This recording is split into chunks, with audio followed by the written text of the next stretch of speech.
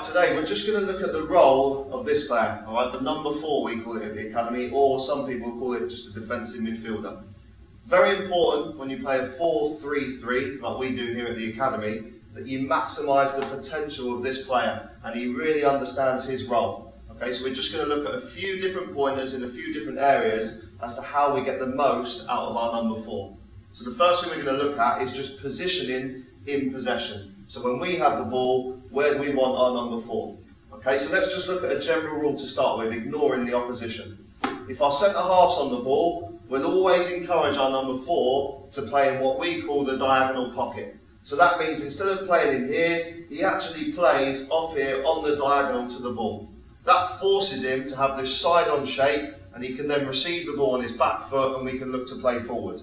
Okay, really important that he does that. Again, if it's transferred across, okay, we're looking to play in this area here. Not straight on where you can only see your goal, on the diagonal, side on, ready to play forward. It also allows you, in our opinion, to get higher up the pitch. I think if he's here, he has to come deeper. If he plays in the diagonal, he might be able to get a little bit higher and receive the ball in a more attacking position. Okay, so that's just a general rule there.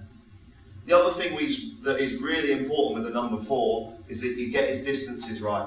So if the fullback's on the ball and he comes too close, all he can really ever do is bounce the ball back.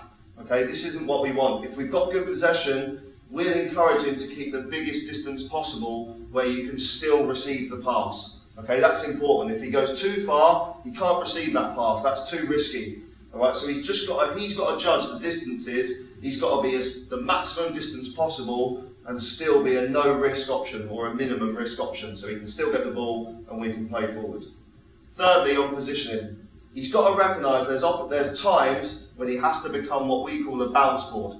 So say the opposition have dropped one of their strikers into marking, alright, because he's causing problems. Centre-half's in possession, a lot of pressure from the side, tight in here, tight in there, nothing really on. Okay, in this situation, we'll say to our number 4 to come late and fast into this area and just become a bounce board. So it's a touch in and a 1 touch out.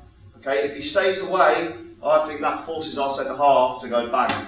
And a team that wants to dominate possession, this isn't what we want. We don't want a straight ball up to our centre-forward because that's a 50-50 ball. Okay, we want to dominate possession, so we get our 4 to come in, bang, we bounce the ball out, and we're out this side.